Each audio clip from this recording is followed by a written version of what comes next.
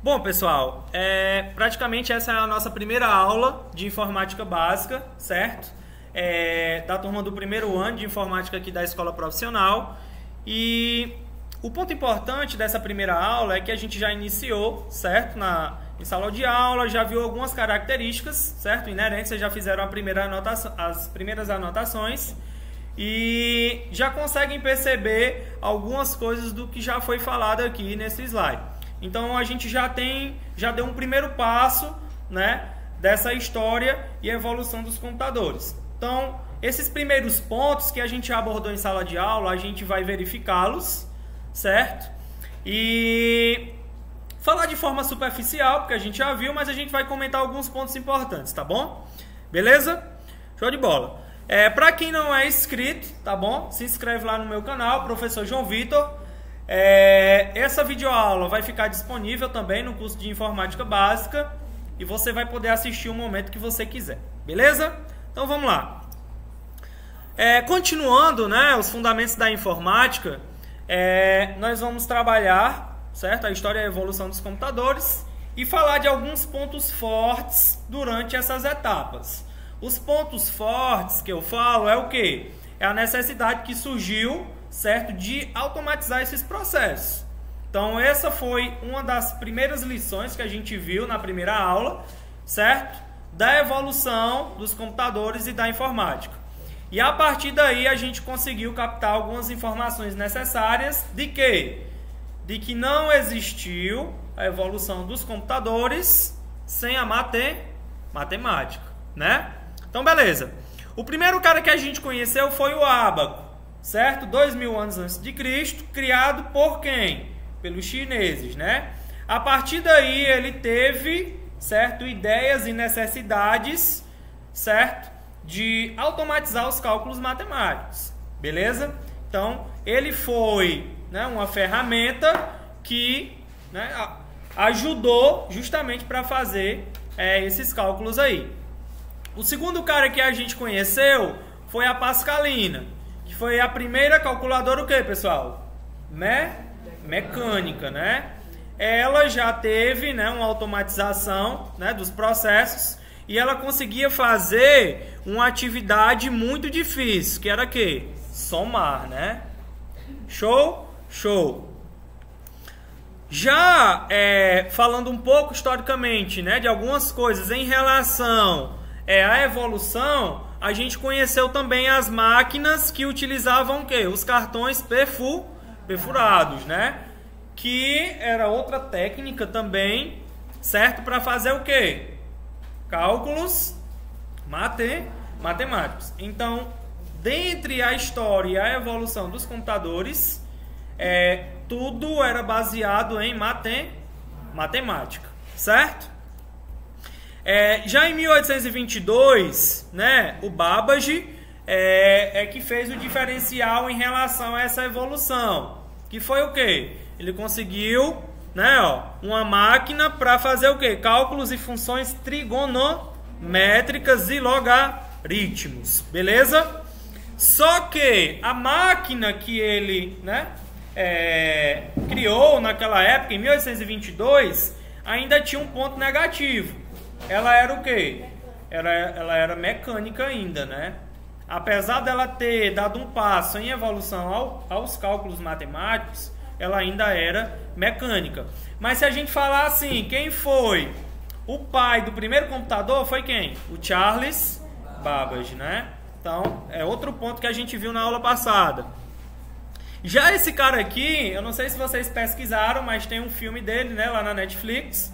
Não vou dizer o título, mas a gente vai assistir, certo? Depois que a gente terminar essa primeira parte aqui desse conteúdo. Que é quem? O Alan Turing. Ele foi muito importante em relação, certo? Nas propriedades de relações lógicas, né? Ou seja, ele que conseguiu dar o primeiro passo em relação à tomada de decisão, certo? Do computador. Hoje em dia, se a gente for levar em consideração, certo? As tomadas de decisão de qualquer computador, tablet ou celular que a gente utiliza, todos eles utilizam regras lógicas nas tomadas de decisão. Então, esse foi um ponto importante também. Um ponto importante em que sentido? Ele resgatou as ideias do Babbage e conseguiu fazer uma nova implementação. Implementação de quê? De regras lógicas. Além da matemática pura que o computador utiliza, ele utiliza também as regrinhas lógicas, tá? A gente vai já conhecer. Vimos também que ele também ajudou na criação do computador ENIAC, certo? Nos Estados Unidos.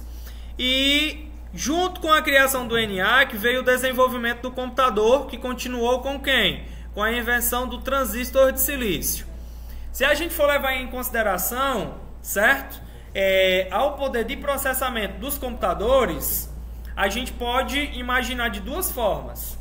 Primeiro veio o ábaco, né? Depois veio o poder mecânico, depois veio o poder elétrico, que eu falei para vocês que foram quem? As válvulas, né? Lembram das válvulas? Sim. Agora a gente tem a invenção de quem? Do transistor de silício, que diminui, certo? A necessidade de um grande poder elétrico para alimentar aquele sistema e aumenta o que? A velocidade de operações do computador, certo? E a gente vai ver que isso tem as gerações, né? Foi dividido em gerações, certo? Em meados dos anos de 1960, os cientistas observaram que um circuito eletrônico funcionaria de modo igualmente satisfatório se tivesse um tamanho menor. Os laboratórios começaram experimentando a colocação de um projeto de circuito no chip antes dos fins dos anos 60. Aí nasceu o circuito integrado. Então, o que é que houve nisso, né? Primeiro foi o ábaco, depois foi a calculadora mecânica, depois as válvulas, depois o transistor de silício e agora vem o circuito integrado. João Vitor, como é que funciona esse circuito integrado? O circuito integrado nada mais, nada menos, pessoal, é como um conjunto de transistores, certo? Então quer dizer que iniciou com um único transistor e a junção de vários transistores deu origem a quem? A um circuito integrado. Então imagina aí, se o computador já era rápido utilizando um transistor, imagine com vários transistores funcionando ao mesmo tempo. Aí é que deu-se a ideia de quem? Do circuito integrado, tá? É aquela mesma coisa, né? Se você vai construir uma casa, se você colocar uma pessoa para trabalhar, beleza, vai construir, mas de uma forma bem lenta, né? E se você colocar 10 pessoas para construir aquela casa, com certeza vai terminar bem antes do que aquela casa que só tem uma única pessoa. Então aqui é a mesma forma, né? Antigamente só tinha um transistor. Beleza, agora tem vários transistores funcionando ao mesmo tempo. Aí deu origem ao circuito integrado, certo? Então os computadores que a gente trabalha, né, que a gente utiliza até os dias de hoje, eles são baseados em quem? Em transistores de silício. Só que agora não é mais um, nem é 2, nem 10, nem 20. São milhões que trabalham, certo? Dentro do processador para processar nossas informações, tá bom? E por último, né, durante a indústria aqui dos computadores pessoais, que deu-se início em 1971 com a fabricação do microprocessador, é que deu origem, certo, a essa primeira etapa da evolução em relação ao processamento que a gente utiliza hoje. Então, João Vitor, o senhor falou que um transistor ele tinha um poder de processamento. Sim.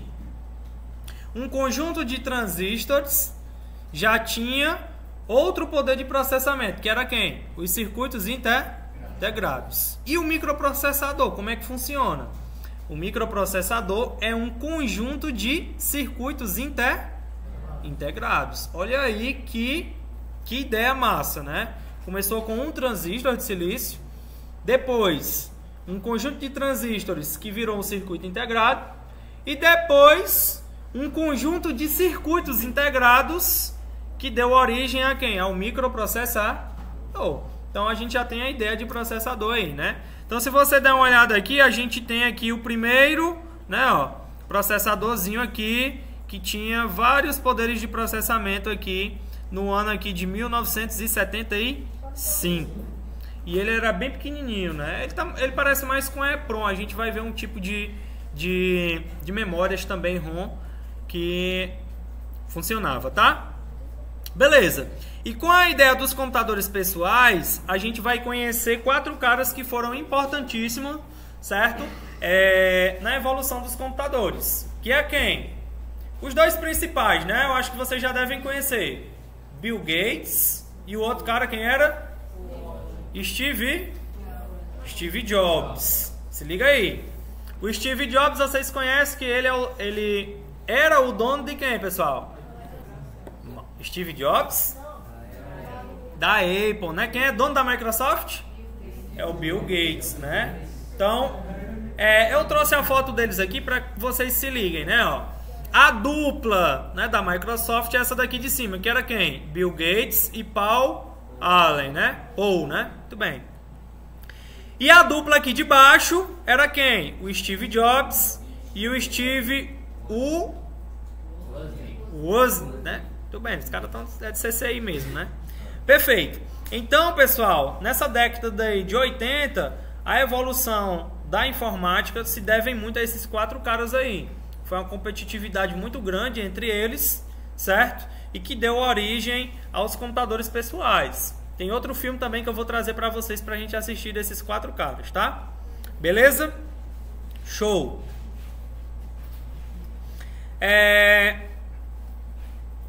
Em 1984, deu-se origem, tá, a outra parte da evolução da informática. Em que sentido? Por exemplo, antigamente os computadores não possuíam uma interface gráfica, certo, amigável, igual a gente utiliza hoje. Os computadores de antigamente eram o quê? Só aquela tela preta e você não podia utilizar nem o mouse. A partir daí, certo? Em 1984 foi lançado o primeiro computador, certo? Pessoal com interface gráfica, que foi quem? O Macintosh, certo? E a partir daí, pessoal, você conseguia trabalhar, certo, com a interface gráfica dentro dos computadores. Eu falo interface gráfica em que sentido?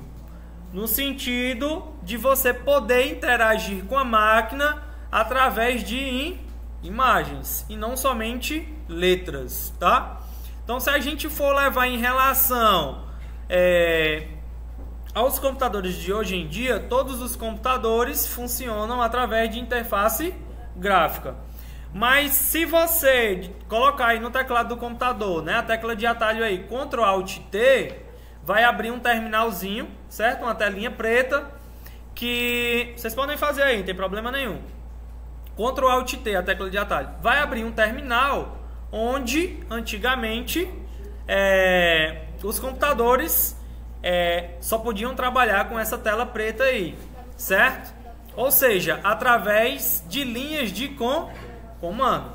Aí eu trago uma primeira diferença para vocês. Por exemplo, o que é mais fácil? A gente trabalhar com a interface gráfica bonitinha ou trabalhar no prompt de comando aí, através de linhas de comando, nessa telinha preta. O que era mais fácil? A interface gráfica, né? Então deu início aí justamente com a Apple, né? E logo atrás veio a Microsoft que seguiu, né, alguns comandos e alguns conceitos básicos aí da Apple. Beleza? Outro passo que entrou dentro também da história da informática, certo? Foi em 1987, com o lançamento das primeiras máquinas PS2. Esse PS2 aqui, pessoal, era um tipo de conexão de mouse e teclado, tá? Ou seja, naquela época não existia mouse e teclado USB não, era outro tipo de conexão, era PS2. E também surgiu, certo, a apresentação das primeiras unidades de disco flexível, né? Esse cara aqui, vocês conhecem ele como quem? Disquete, né? Hoje em dia a gente não utiliza mais isso aí. Exatamente, é muito pouco, né? Já naquela época era uma grande evolução. Por quê? Você podia, né? Isso, exatamente. No máximo colocava uma música. você poderia, né, levar para onde você quisesse alguns dados e alguns arquivos pessoais. Junto com essas inovações do PS2 e do disquete, tinha também a resolução de vídeo com o novo padrão VGA. Olha só aí o tamanho da diferença, né? Vídeo VGA. Hoje em dia a gente utiliza ainda esse VGA aqui? Não. Qual é o padrão de vídeo que a gente utiliza? HDMI. E você já... Todos os filmes que você assiste é tudo em HD, resolução 720, 1080. Tem até Full HD, 4K, não sei mais o que. Pra quem já foi pro cinema, é óculos 3D, não sei o que, filme. Então tudo isso, pessoal, vem dentro da evolução aqui da informática, tá? Já no início de 1997, houve o lançamento do MMX, que foi o primeiro grande avanço desde o 386. Estou falando de processador, tá? A tecnologia MMX é utilizada para melhorar o desempenho multimídia e jogos. Ao mesmo tempo, outros tipos de hardware continuam evoluindo, como placas de vídeo adicional, certo? Capacidades em 3D, discos rígidos, seguem em maiores e mais velozes, tá? Então aí já foi um lançamento de quem? Da Intel, né? E dentro da evolução dos processadores, se a gente for levar em consideração, certo? Até alguns dias atuais, a Intel sempre, né, é líder de mercado de quem? Dos processadores, né? A gente vai conhecer os dois principais, que é a Intel e o outro é a AMD, certo? E a gente vai falar de cada um desses processadores, tá? Já as unidades de CD-ROM aumentavam suas velocidades, porém a capacidade de 700 MB se apresentava muitas vezes insuficiente, né? Eu acho que também vocês já pegaram essa fase aí do CD, né? Sim ou não? Sim, né? Qual a capacidade aí? 700 MB, né? Ó. Já o DVD permite um mínimo de quanto? 4,7 GB de armazenamento. Então, é bem superior ao CD, certo? Um detalhe aqui do DVD, ó, é que permite o quê? Um mínimo. Então quer dizer que não existe DVD de 3 GB? Não existe DVD de 3 GB. Qual é o mínimo dele? 4,7. Então a partir daí, né, tem DVD até RW 16 GB e etc, etc, tá? Beleza? Tudo bem. Então o mínimo dele, questão de prova, viu aqui? 4,7 de armazenamento. Então, entra as principais etapas aqui e evoluções. Isso aqui é o que vocês têm que saber, tá? Isso aqui é o que vocês têm que saber. A primeira geração, ela se resume de 1951 a 1959. Com quem? Com o ENIAC e as válvulas, né? Ó. A segunda geração foi de 1959 a 1965. Com quem? Com os transistores, né? Ó. A terceira geração foi de 1965 a 1975. Com quem? Circuitos integrados. E a quarta geração foi de 1975 até os dias atuais, que é quem? Microprocessadores. Então, se a gente for olhar, ó, 1960, olha o tamanho da máquina aqui, né? Um absurdo, né? Era um armário. 1970, já diminuiu mais um pouco. 1980, 1990, 2000, 2010 e esse carinha aqui 2005 é o nosso smartphone, né? A gente consegue 2015, né? A gente já consegue fazer tudo através do celular. Beleza? Atividade, agora vocês podem fazer perguntas e respostas, tá? No caderno. Qualquer coisa, é só colocar um comentário aí, tá bom? No vídeo. E que sempre eu tô respondendo, tá? Não esquece de dar o like. E é isso aí, beleza? Valeu!